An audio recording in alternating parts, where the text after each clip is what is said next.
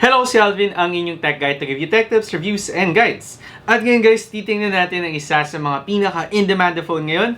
Ito ay unboxing at saka onting review ng Poco X3 NFC.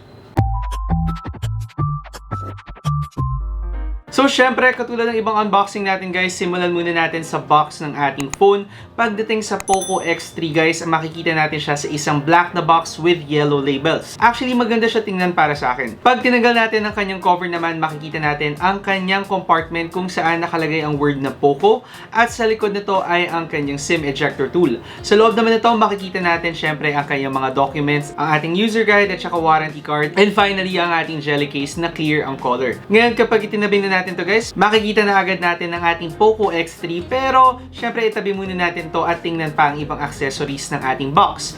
Ngayon, sa loob pa ng box natin guys, makikita natin ang ating USB Type-C cable, and finally ang ating 33-watt charger na in-advertise ng Poco na kayang i-full charge ang ating phones in just 65 minutes. Ngayon guys, wala na tayong ibang makita sa ating box, kaya itabi na natin to at tingnan na natin ang ating Poco X3. So pagdating sa ating Poco X3 guys, ayan, makikita na kagad natin ang kanyang screen at ang kanyang back design. Una ko napansin na yung kanyang bigat kasi actually guys, mas mabigat siya sa mga phones na na-review ko ngayong taon. Ang kanyang weight ay 215 grams at sa totoo lang mapapansin nyo rin to kapag nahawakan nyo na ang Poco X3. Pero syempre, bago ang lahat guys, i-set up muna natin ang ating phone. So ang Poco X3 guys ay nagre-run na sa MIUI 12 na OS at so far natuwa naman ako sa pinaka-interface natin. User experience guys, sobrang ganda. Kung kayo magagaling sa ibang brand ng phone katulad ng Samsung, hindi kayo mahihirapan mag-adjust sa phone na katulad ng Poco X3. Ngayon syempre guys, simulan muna natin sa screen ng ating phone. Nakakakuha tayo ng 6.67-inch 120Hz Full HD IPS LCD display with Corning Gorilla Glass 5. At so far guys, locally ito na ata ang pinakamurang phone na na-release with 120Hz. Pero mamaya na tayo sa presyo guys, dun muna tayo sa specs pa ng phone natin. So pagdating sa screen guys, talagang na-appreciate ko ang quality ng colors natin at ang contrast natin, even though na IPS LCD display lang ang meron tayo. Yung 120Hz na refresh rate natin guys, mararamdaman nyo talaga lalo na kapag nahawakan nyo na ang phone nyo. Sobrang smooth at sobrang fluid ng ating motion, ma-appreciate nyo talaga to once na nahawakan nyo na ang Poco X3. Dito din sa harap ng ating phone ay ang kanyang 20 megapixel na selfie camera at yan ay naka-punch hole display dito sa ating gitna. Ngayon, pagpunta naman natin dito sa likod guys, makikita na natin ang design ng ating Poco X3. Personally, napansin ko sa mga phones ngayon guys, talagang dahil halos pare-pareho na ang harapan nila, talagang iniiba nila yung mga design nila sa likod. So, ang color na nakuha natin para sa Poco X3 ay ang shadow gray at yan ay available in two colors, yung nga ay ang shadow gray at yung isa pa dito sa Pilipinas ay ang cobalt blue.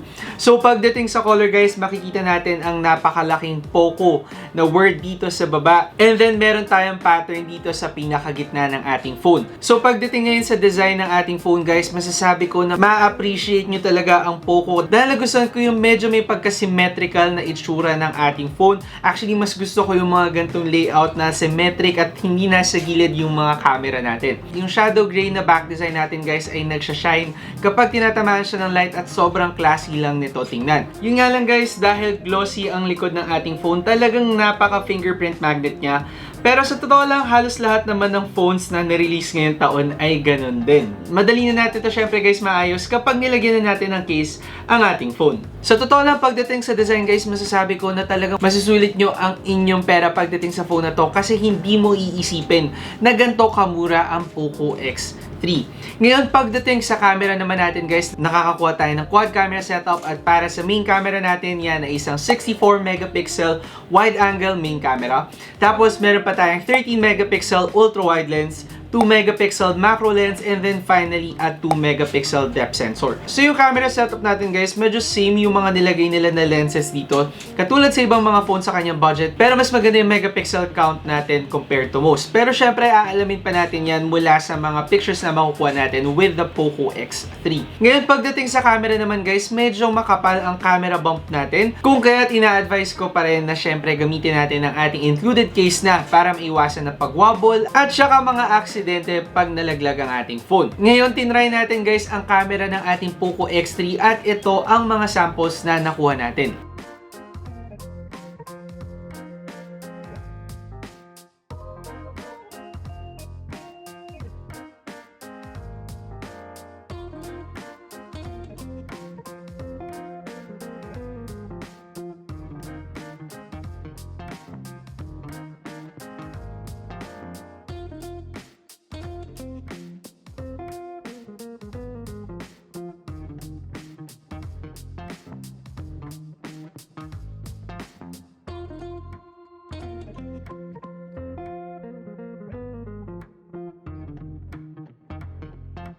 So ito guys, upon checking the sample photos natin with the Poco X3, talagang nagustuhan ko ang camera natin. Actually, hindi ako makapaniwala guys na ganito kaganda yung camera quality natin, lalo na't kakalabas lang ng ibang mga phones ngayong taon. At sa kanyang price range, talagang medyo exceptional ang camera performance natin dito. Maganda yung contrast na nakukuha natin guys, enough para magmukhang black talaga ang black. Pero at the same time, hindi siya sumosobra para magmukhang artificial ang photos natin. Yung sharpness guys at saka stabilization talagang na-appreciate ko kasi actually yung mga photos na tiniko with this phone guys, hindi ko talaga masyadong kinurate o masyadong pinaghandaan. Basta lang ako nag-snap ng photos, pero tingnan naman natin sa sharpness, talaga napakaganda.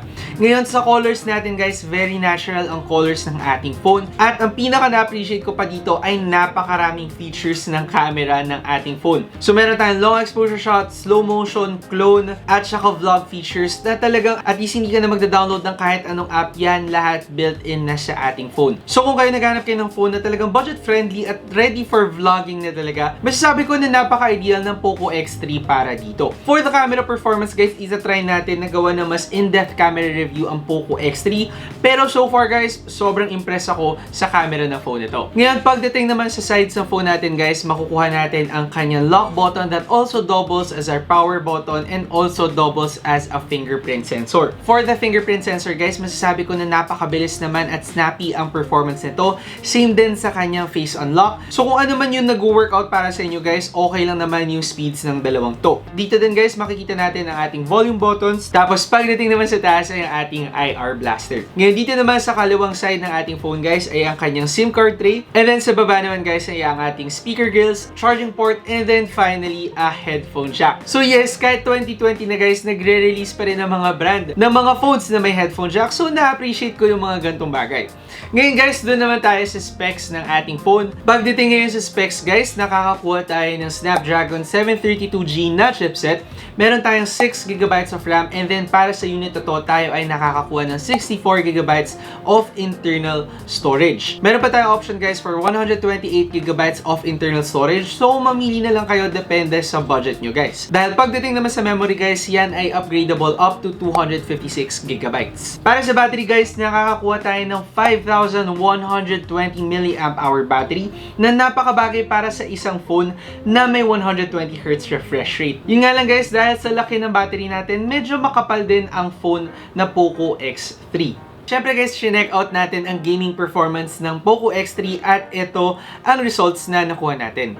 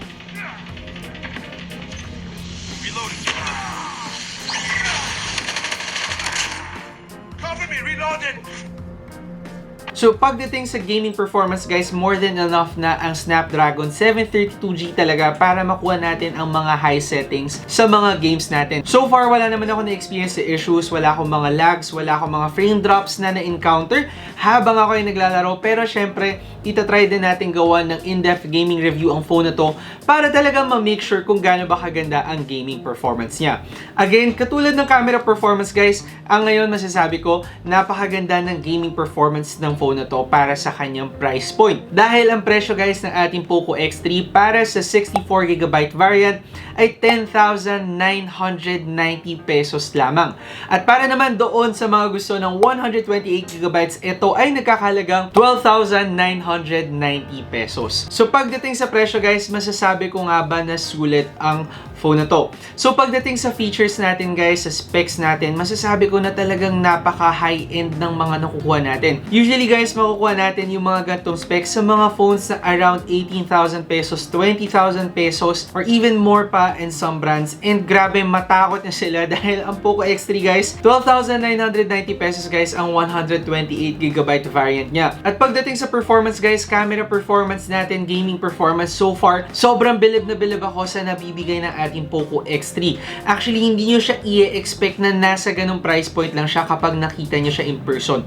Design panalo tayo, camera performance panalo tayo, gaming performance panalo din tayo. Actually, if mag-nitpick ako guys pagdating sa phone na to, ang pinaka-papansinin ko lang talaga ay ang bigat ng phone na to. Dahil sa 215 grams guys, pag nakuha nyo at nahawakan nyo ang Poco X3, yun ang unang-una nyo talagang mapapansin. Pero other than that guys, kung hindi nyo naman issue ang weight ng inyong phone, actually 215 grams, even compared to other phones, mabigat siya pero very tolerable naman talaga siya. At ako personally, hindi siya malaking bagay para sa akin. So kung kayo naghahanap kayo ng phone at this price range guys, 10,000 to 14,000 pesos, masasabi ko na isa dapat to sa mga main options nyo talaga. Hindi kayo magsisisi kapag kinuha nyo ang Poco X3 at for sure, matutuwa pa kayo sa dami ng kaya niyang i-offer. So anyway guys, hopefully magka-time tayo na magawa ng gaming review at saka camera review ang ating Poco X3 dahil ayun nga, alam ko madami sa inyo ang nag-aabang ng phone na to dahil nakakakuha ako ng mga ganitong comments sa aking comment section. Hopefully nakatulong sa inyo ang review na to na mabigyan kayo ng idea kung gaano nga ba kaganda ang ating Poco X3. Kung sakaling meron kayong mga questions, suggestions, o kaya negative reactions mula sa ating video, syempre i-comment nyo na lang yan down below. At syempre kung gusto nyo maabangan ang ating mga susunod pang videos dito sa phone na to or sa iba pang mga gadgets, syempre huwag kakalimutan na mag-subscribe by clicking the subscribe button down below at i-hit nyo ang bell icon para ma-update kayo whenever I post videos. Again, ako si Alvin, ang inyong tech guide to give you tech tips, reviews, and guides. See you next time. Ingat!